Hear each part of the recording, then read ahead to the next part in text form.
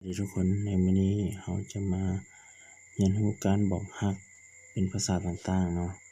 เพราะว่าในช่วงนี้ก็ถือว่าเป็นช่วงวาเลนไทน์เราอาจจะมีการอยากบอกรักกันในรูปแบบต่างเนาะมาเบิ่งเนาะว่าคำที่บอกว่าข้อยรักเจ้าเป็นภาษาต่างประเทศมีคำว่าหยังแดพร้อมแล้วไปเบิ่งกันเลยเริ่มจากคำแรกเนาะเป็นภาษาไทยผมรักคุณผมรักคุณต่อไปภาษาเวียดนาม Anh yêu em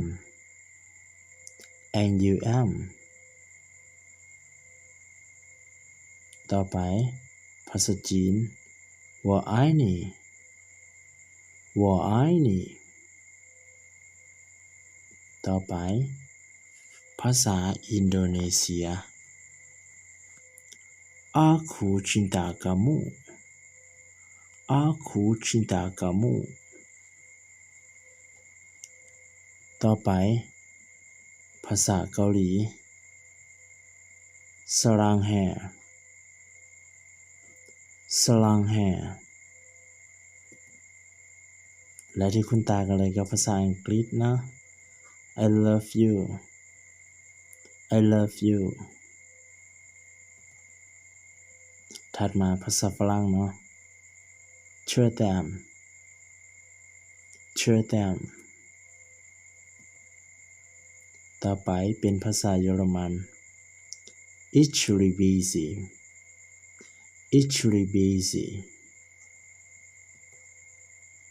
และปิดท้ายกันที่ภาษาสเปน Te amo Te amo เนาะหรือเป็นไผที่มีคนรักเป็นส่วนเผ่ามงเขาก็สามารถบอกเขาเจ้าได้อีกหนึ่งภาษานั่นก็คือคำว่า Gurugol Gurugol แปลว่าข้อยรักเจ้าเนาะฉะนั้นในคำศัพท์ที่เราเว้ากันมานี้อาจจะมีบางคำที่มีการออกเสียงที่ผิดพลาดเนาะจังใดก็ขออภัยนำก็แล้วกันเนาะ